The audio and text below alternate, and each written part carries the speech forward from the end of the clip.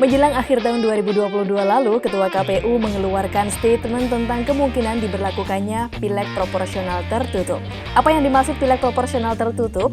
Sebagaimana sudah kita ketahui selama ini, pileg atau pemilihan legislatif adalah suatu bentuk pemilu untuk memilih pejabat-pejabat legislatif atau yang selama ini dikenal dengan nama DPR. Metode pemilihan legislatif di negeri ini telah melalui proses panjang sejak pemilu 1955 hingga kini. Jika di zaman Orde Lama dan Orde Baru, sistem pemilihan legislatifnya menggunakan sistem tertutup, di mana rakyat atau konstituen memilih partainya saja, maka sejak 2009 tidak hanya konstituen memilih partai saja, tetapi juga diberikan keleluasaan untuk memilih secara langsung para caleg yang disediakan oleh partai-partai tersebut. Inilah yang disebut sebagai pileg proporsional terbuka. Sementara, gagasan pileg proporsional tertutup itu artinya adalah kembali ke masa sebelum 2009, di mana alih-alih memilih nama-nama caleg, rakyat cukup memilih logo-logo partai yang ada di surat suara. Gagasan ini tentu saja menuai pro dan kontra, baik di kalangan masyarakat, akademisi, maupun elit politik. Ada 8 partai yang secara terang-terangan menolak gagasan ini. Golkar, Gerindra, Demokrat, Nasdem, PAN, P3, PKB, dan PKS. Sementara cuma satu partai yang mendukung, yaitu PDI Perjuangan. Mereka yang menolak gagasan tersebut sebagian besar beralasan bahwa ini merupakan kemunduran dari demokrasi. Lalu, bagaimana tanggapan KMBI soal ini? Oke, sementara kita kesampingkan dulu ya konsep-konsep Indonesia tanpa partai dan juga gagasan sistem lumbung yang selama ini selalu kami suarakan. Kita anggap saja bahwa sistem kepartaian adalah satu-satunya cara untuk menjalankan demokrasi. Jadi, terkait pro kontra sistem pileg tertutup versus terbuka, kami berpendapat bahwa sistem tertutup akan lebih baik untuk negeri ini ke depannya. Loh, KMBI sekarang jadi ngepro sama PDI Perjuangan nih ceritanya. Ya nggak gitu Sobat Revolista. Selama ini KMBI selalu berusaha mengajak pemirsanya untuk bersikap objektif dan proporsional. KMBI bukanlah pergerakan yang memihak ke salah satu kubu di tengah-tengah pergolakan politik di negeri ini.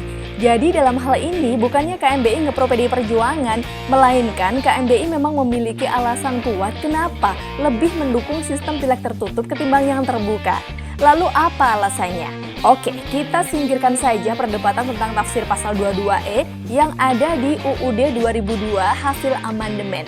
Karena prinsipnya bagi kami adalah konstitusi boleh-boleh saja diubah untuk kemaslahatan bersama sebagaimana perkataan sang proklamator. Konstitusi untuk kemanusiaan, bukan kemanusiaan untuk konstitusi. Kami ingin Sobat Revolista melihat realitas di lapangan, bagaimana sistem pileg terbuka berjalan. Jadi, tiap-tiap partai politik akan menyodorkan 10 nama-nama caleg pada tiap-tiap surat suara, baik DPR RI, provinsi maupun daerah. Dan rakyat harus memilih satu nama di antara ratusan nama-nama yang tertera di satu kertas suara. Sebagian pemilih memang memilih nama-nama yang dikenalnya baik atas motivasi kedekatan pribadi atau harapan bahwa nama yang dipilihnya tersebut kelak akan menjadi wakil rakyat yang bisa diandalkan. Akan tetapi, sebagian besarnya tidak begitu. Sudah jadi rahasia umum bahwa sebagian besar yang terjadi adalah jual beli suara. Itu adalah cara paling efektif bagi caleg untuk bisa meraih kursi DPR. Jadi siapa yang punya uang banyak dan tahu cara menembakkan amplop uang tersebut secara tepat sasaran, niscaya akan melenggang terpilih sebagai anggota DPR. Semakin tinggi jenjang pilegnya, semakin besar suara yang harus diraih. Otomatis semakin besar dana money politik yang harus disiapkan.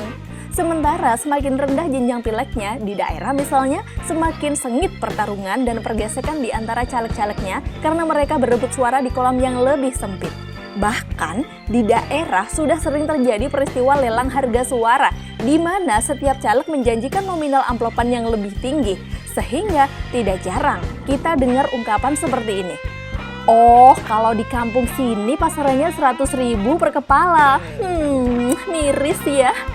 Dengan fenomena semacam ini, tidak heran jika sering terjadi bahwa caleg-caleg pendatang baru yang bukan kader partai, tapi punya uang banyak dan punya tim ses jitu dalam menembak sasaran, bisa tiba-tiba menggulingkan orang-orang lama yang asli kader partai yang sudah jatuh bangun berjuang untuk partai. Apa artinya ini Sobat Revolista? Ini berarti partai saat ini tidak ubahnya dibesarkan melalui tenaga outsourcing. Partai akan besar dan mendapatkan kursi apabila berhasil merekrut orang-orang berduit walaupun orang-orang tersebut sebelumnya tidak punya kontribusi besar terhadap partai-partai tersebut. Ini juga berarti rakyat atau konstituen memilih wakil rakyatnya berdasarkan semangat individualisme. Siapa caleg yang paling menguntungkan saya dalam jangka waktu pendek? Bukannya memilih partai yang ideologinya dirasa paling cocok untuk membangun negeri ini lebih baik ke depannya. Maka jangan heran jika dari hari ke hari semakin terlihat bahwa partai-partai semakin tidak jelas ideologi yang diperjuangkan apa, kecuali ideologi kekuasaan dan kemakmuran bagi pejabat-pejabatnya. Sementara caleg-caleg terpilih kelak ketika sudah menjabat akan cenderung sibuk untuk mikir gimana caranya balik modal setelah mereka mengeluarkan uang sebanyak itu demi jadi DPR. Akibatnya, produktivitas mereka dalam membuat undang-undang bakalan rendah. Data membuktikan bahwa DPR di zaman sistem pileg tertutup jauh lebih produktif dalam menghasilkan undang-undang ketimbang DPR di zaman sistem pileg terbuka seperti saat ini. Dan tahu nggak cara balik modal yang paling masuk akal?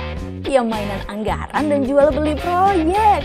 So much for the so-called wakil rakyat, bukan? Ini belum lagi kalau kita bahas dampak merusaknya money politik di kalangan masyarakat yang sudah sering kita bahas pada video-video sebelumnya. Walaupun segala sesuatu pasti ada kelebihan dan kekurangan, tapi KMBI meyakini bahwa sistem pileg tertutup masih lebih baik dibandingkan yang terbuka. Karena yang pasti ini akan membuat kos pileg akan jauh lebih murah. Kecurangan-kecurangan di arena pileg di atas kertas juga akan menurun. Ini dikarenakan pertarungan gagasan dan pemikiran akan diadakan dalam lingkungan internal partai, sehingga setiap partai akan dipaksa untuk memilih orang-orang terbaik yang bisa mengangkat nama baik partai di masyarakat. Karena dengan sistem semacam ini, perhatian masyarakat nantinya akan lebih tertuju pada kinerja partai dalam menghasilkan orang-orang terbaik, tinimbang mengandalkan individual-individual yang bisa memberi mereka uang lebih. Tentu saja, sistem ini juga lebih fair terhadap kader-kader asli partai yang telah berjuang lama dalam membesarkan partai. Sehingga modal dedikasi dan integritas masing-masing lah yang akan mengantarkan mereka menjadi pejabat DPR, bukannya modal amplopan untuk beli suara rakyat. Memang sih dengan sistem tertutup peluang terjadinya transaksi politik juga tetap ada.